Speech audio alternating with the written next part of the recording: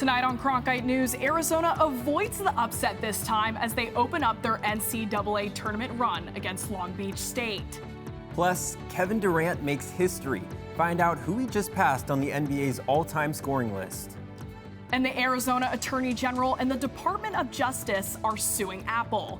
We'll take a look at why. Good evening and welcome to Cronkite News. I'm Lauren Avenatti. And I'm Jonah Krell. Thank you for joining us.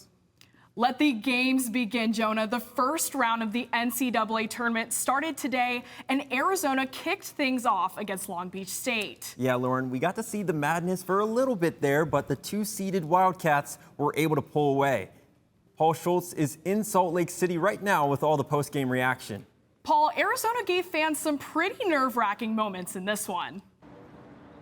Yeah, a sigh of relief for Tommy Lloyd and his squad in a game that was truly a tale of two halves. A fiery Long Beach State team kept things close in the first half, but the athleticism of Arizona was simply too much to handle as they coasted in the second half to an 85-65 victory. An explosive start for Long Beach State as Jaden Jones and A.J. George each had 8 points at halftime, and the Beach only trailed by 6. Arizona got a little breathing room to start the second half as they went on a 14-2 run in the first 4 minutes. Guard Kylan Boswell was in the starting five and led the team with 20 points. The sophomore is only 18 years old.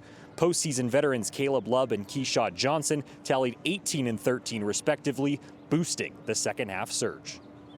These games are hard. I've been in a lot of 116, 215 games, and no matter what you guys think, they're hard. I thought our guys did a great job of, not letting the tournament pressure get in, and we turned it up. And you have to make a team like that that's playing with emotion and positivity.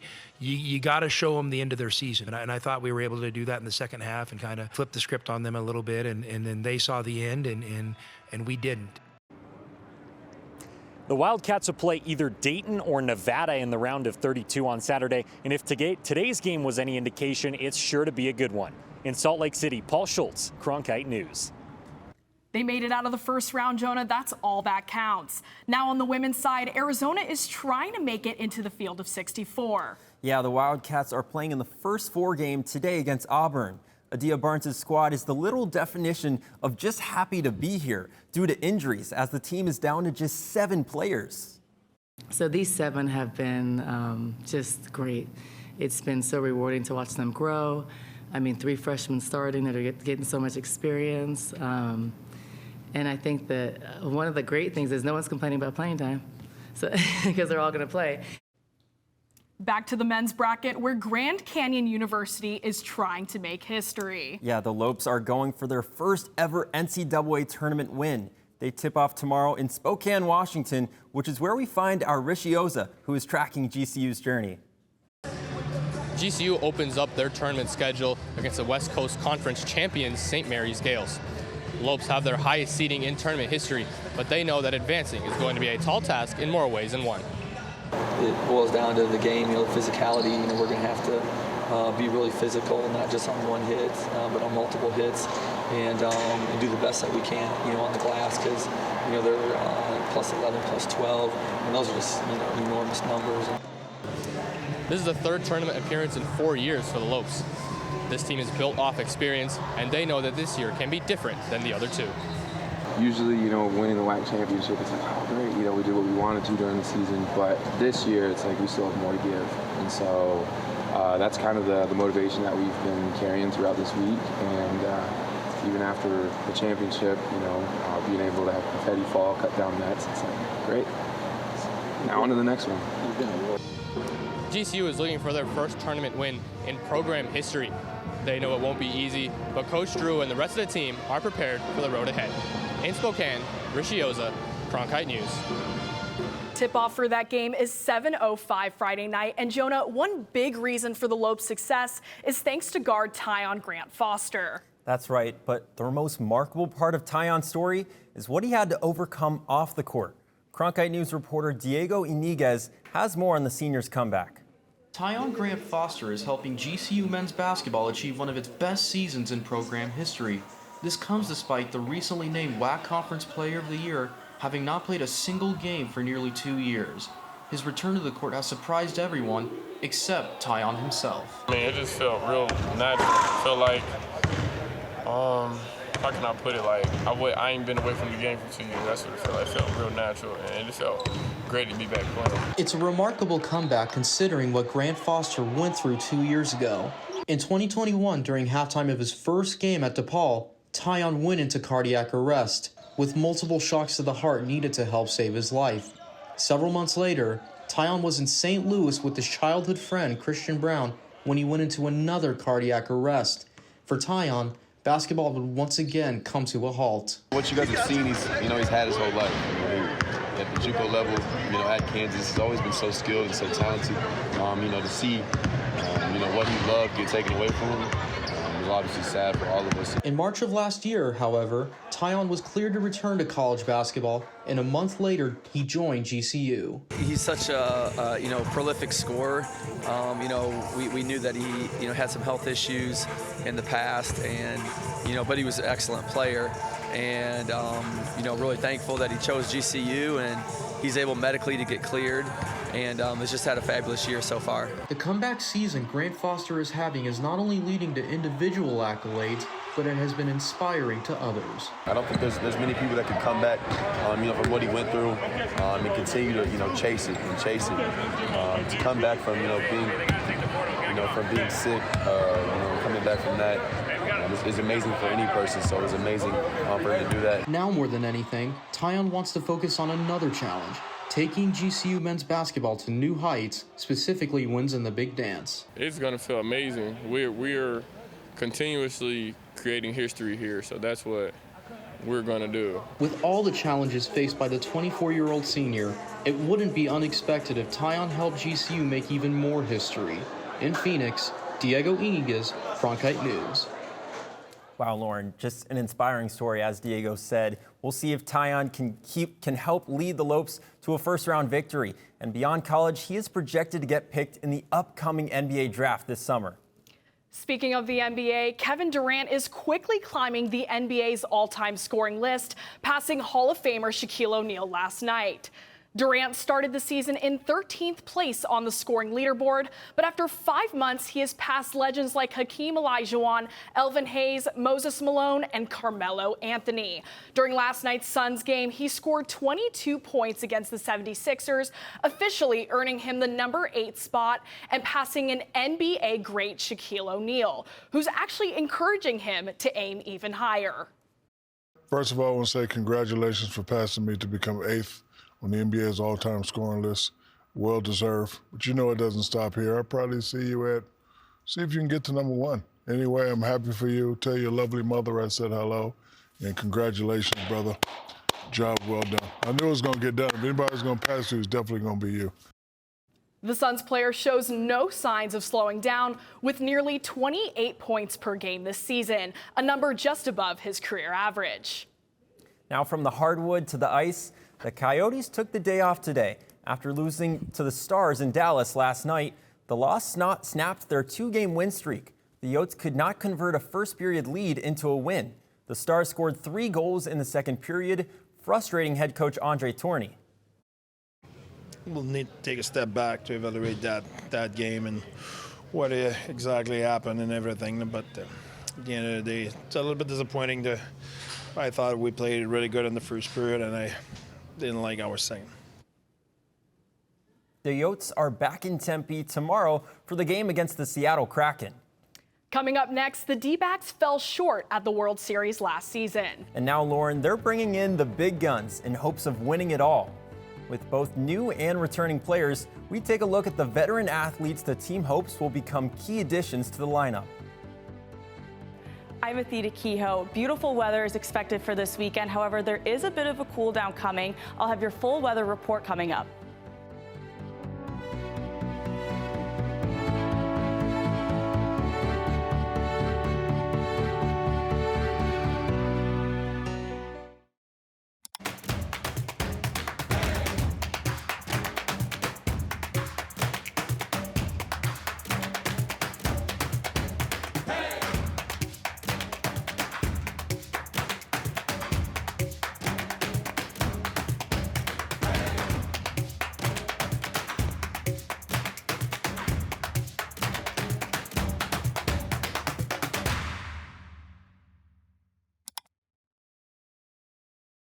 ASU's one and only student-run radio station, Blaze Radio, provides students with opportunities to cover a variety of topics.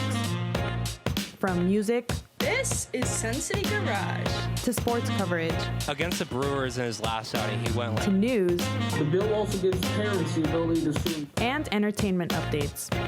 Blaze Radio offers a fun environment to gain valuable broadcast experience. To find out more, visit blazeradioonline.com. As journalists at Cronkite News, we report on stories that matter to you by focusing on the local impact. We dig deeper and work tirelessly to keep you informed. Live in Wickerburg. Live in Los Angeles. In Cleveland. In Washington. In Louisville. From Jerusalem. Live in Philadelphia. From around the world to right here in Phoenix. At Cronkite News, we report the facts and stick to the truth. The clock is ticking as the Diamondbacks have one more week to prepare for their 2024 campaign. Yeah, Jonah, the team has some unfinished business from last year, having made it all the way to the World Series, but falling short in the end. 2001 World Series star Luis Gonzalez was out at Chase Field today and says the D-backs have been aggressive this offseason and they need to continue that mentality on the field. Team chemistry along with aggressive playmaking can hopefully lead the Diamondbacks back to the Fall Classic and capture that elusive title 23 years in the making. And try to play hard and play the way we know how to play, and which is aggressive style of baseball that's enthusiastic and exciting, and that's what carried us last year to get as far as we did, and we hope to do it again this year. It's never easy to win the World Series, but the D-backs have used this offseason to add some key players to their rotation and lineup. That's right. With the regular season beginning next week, Cronkite News reporter Josh Amick looked into how veterans are expected to be big addition to the roster. After the remarkable postseason run, the Diamondbacks needed to address some holes in the roster, both on the pitching and offensive side. They signed veterans like starting pitcher Eduardo Rodriguez and outfielder Jock Peterson, both of whom have won a World Series. As Peterson spent last season with the San Francisco Giants, he had a close look at the Diamondbacks and saw the potential in the team. It's a great group of guys, just trying to fit in and help them in any way I can, but obviously they had a really good season last year, and looking forward to build on it. The Diamondbacks continue their offseason by acquiring third baseman Eugenio Suarez from the Mariners in exchange for pitcher Carlos Vargas and catcher Sebi Zavala. Suarez brings power and solid defense to a Diamondbacks team who started 6 different players at third base last season. This is our goal from the first day that I get here. Our goal is win the World Series. The more important thing is we got to believe in the team that we have. I think everybody knows that last year was a really good team. They have a really good team last year, but I think this year is going to be more special than last year. Suarez ranks 6th in all of baseball over the last 5 seasons with a total of 148 home runs. While those numbers are impressive, manager Torey Lovullo is more concerned about acquiring players that fit into the Diamondbacks' beliefs. Yes, we have vetted the right personalities, the right people that come in this clubhouse and fit this culture. This culture has been handcrafted for a long time, and it's real, it's alive, and the players make it breathe. And we don't just talk about it, we live it every single day. These offseason additions are expected to be a part of the everyday Diamondbacks lineup. Peterson and Suarez will bring some pop to the lineup, while Rodriguez is expected to be the 3rd starter behind Gallen and Kelly. In Scottsdale, Josh Amick, Cronkite News. Peterson and Suarez are expected to start on opening day, which is 1 week from today. Lauren, I know you're getting excited. Jonah, I can't wait. It's hard to believe it's opening day already. The weather has been gorgeous lately for baseball or anything else you want to do outside. Athena Kehoe is here to tell us if it's going to last. It's going to be a beautiful evening tonight. 77 degrees at 7, 75 degrees at 8 o'clock. So if you have any plans to eat dinner outside or walk your dog tonight, it's going to be very nice. And that will carry through for tomorrow morning with a low of only 61 here in Phoenix. So it won't be too chilly at all tomorrow morning. 54 degrees in Tucson tomorrow morning. 35 is the low in Flagstaff, 48 in Sedona. And tomorrow, though, we are going to get a lot of a warm up. 85 is the high for Phoenix tomorrow. And as you can see throughout the valley, it'll be throughout the 80s. And that is a lot higher than tomorrow's average of 69 degrees. So as you can see, we are a lot warmer than normal for tomorrow. However, this weekend, though, we are going to see a little bit of activity, especially the northern part of the state. As you can see, this is Saturday night. They're going to get a mix of snow and ice, and that only will carry through Sunday. As you can see, it's passing through. However, here in the valley, we will see a bit of a cool down because of that activity. As you can see, Sunday, the high is 68 degrees, so a lot cooler than tomorrow's high of 85. And if you do plan on spending any time outside tomorrow, make sure you're being prepared with some sunscreen, some water, because the UV is going to get to 8 tomorrow, so make sure you are prepared for that. And as far as the rest of the week goes, as you can see, 70s, Tuesday 72 degrees, Wednesday 79, and hopefully by next Thursday we get to see all of those clouds go away. For the Cronkite Weather Center, I'm Athena Kehoe. I'm Sydney Whitty with a preview of the news headlines. Fake sober living homes, the scandal that is leaving hundreds of vulnerable Indigenous people on the streets. When we're back, we'll look into the program that recruited Native people to move away from their homes and live in fraudulent sober living homes. What Cronkite News means to me is opportunity.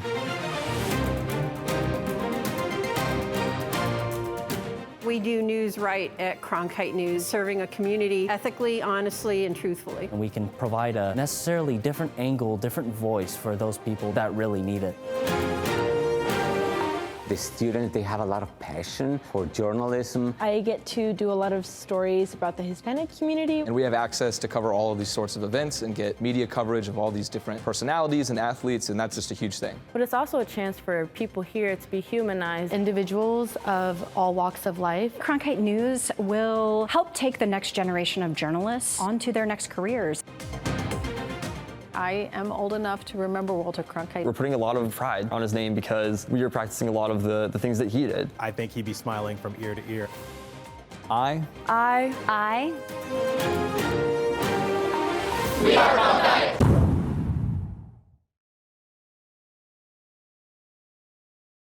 The Walter Cronkite School of Journalism and Mass Communications Phoenix Sports Bureau provides students with hands-on learning experiences and opportunities in sports journalism. From covering local high schools, colleges, and the pros, students get the opportunity to go live from our Facebook shows covering local, collegiate, and pro sports in the Valley. From digital reporting, broadcast, social media, and producing, there's opportunities for all. For more, go to cronkitenews.azpbs.org. Welcome back to Cronkite News. I'm Sydney Whitty. Here's a look at today's news headlines. Arizona's Attorney General is joining the Department of Justice and 15 other attorneys general from different states in an antitrust lawsuit against Apple. The Apple lawsuit was filed in New Jersey and takes aim at products such as the iPhone, iMac, and iPad. At issue, Apple's walled garden, where Apple products only work with Apple products. U.S. Attorney General Merrick Garland claims Apple has violated the Sherman Antitrust Act, which prohibits preventing competition in the marketplace. Apple charges as much as nearly $1,600 for an iPhone.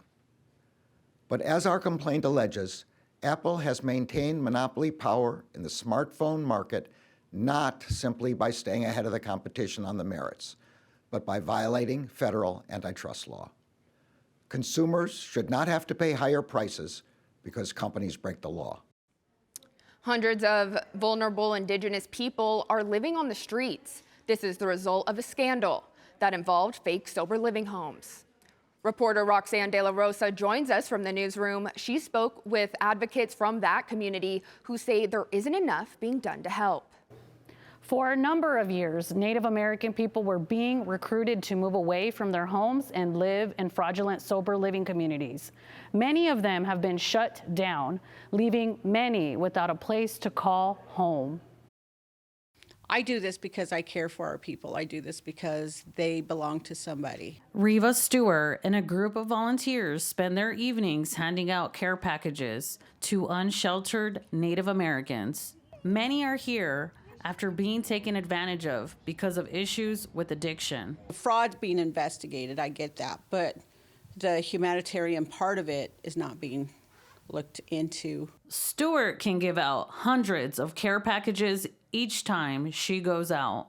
Lee Yeva knows firsthand about the struggles with addiction in the Native American community and works directly with others to help them find a way out. There's a tremendous amount of beauty in who we are as a people, but when you're looking at the root causes of it, it's intergenerational traumas that have impacted us from generation to generation. Yeva says connecting to his culture and his roots helped him overcome his addiction. I was in pursuit of the white picket fence and the suit and, the house and whatnot. But as I got older, there's a very distinct tribal identity that I've gravitated towards. Stewart believes many missing Indigenous people were lost to these sober living homes. We had 4 boards full of our Native relatives that were missing, and to this day, some of them have never gotten off that board. That's one reason why she helps Natives get back to their communities, some as far as Alaska. Both advocates know the solution to this problem starts within their own traditions and communities. And we all consider each other families. So we always take care of each other no matter what. In Phoenix, Roxanne de la Rosa, Cronkite News. Stewart wants to see those responsible for the damage to the Native American community held accountable. In the newsroom, Roxanne de la Rosa.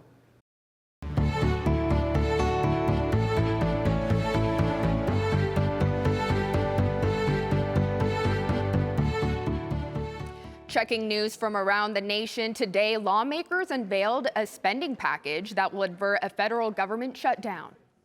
The $1.2 trillion package could prevent a government shutdown for several agencies. The bill was unveiled today and would allow Congress to fund the government until September. Lawmakers have until Friday's deadline to pass the legislation. That's it for your Cronkite News headlines. I'm Sydney Whitty. Joan and Lauren, back to you.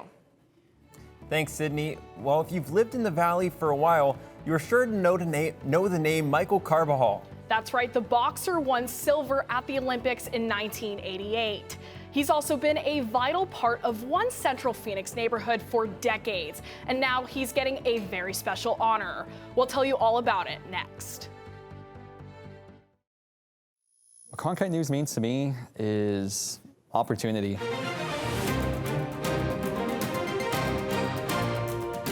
We do news right at Cronkite News, serving a community ethically, honestly, and truthfully. And we can provide a necessarily different angle, different voice for those people that really need it.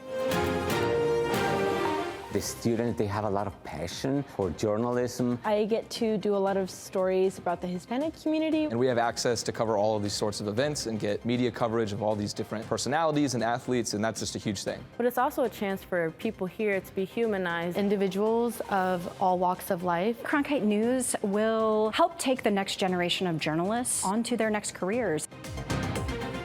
I am old enough to remember Walter Cronkite. We're putting a lot of pride on his name because we are practicing a lot of the things that he did. I think he'd be smiling from ear to ear.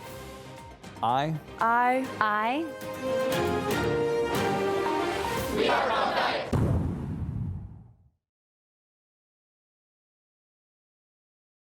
The Walter Cronkite School of Journalism and Mass Communication's Phoenix Sports Bureau provides students with hands-on learning experiences and opportunities in sports journalism. From covering local high schools, colleges, and the pros, students get the opportunity to go live from our Facebook shows covering local, collegiate, and pro sports in the Valley. From digital reporting, broadcast, social media, and producing, there's opportunities for all. For more, go to cronkitenews.azpbs.org.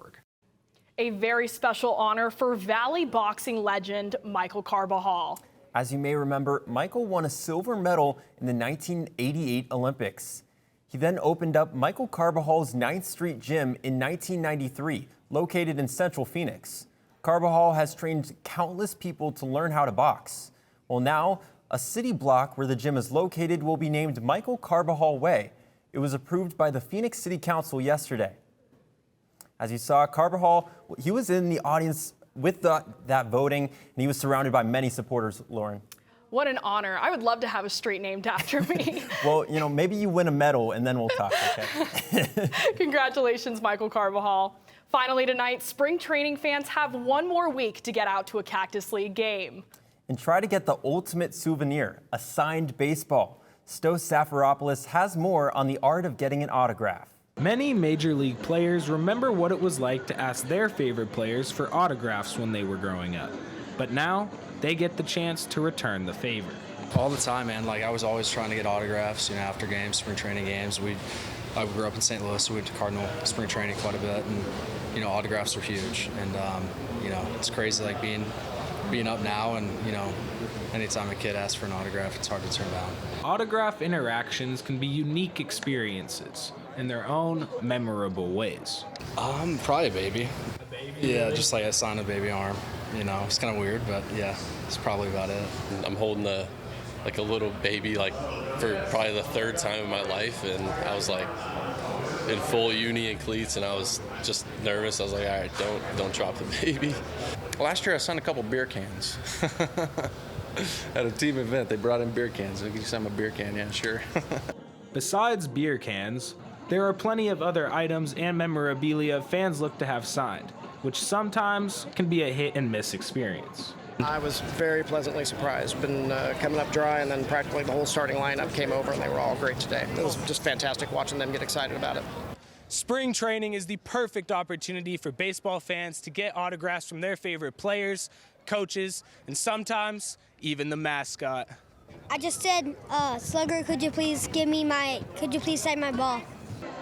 Collecting autographs at the ballpark is a baseball tradition as old as popcorn, peanuts, and Cracker Jacks, and continues from generation to generation. In Surprise, Arizona, Sto Safaropoulos, Cronkite News. That's it for Cronkite News. Thank you for joining us.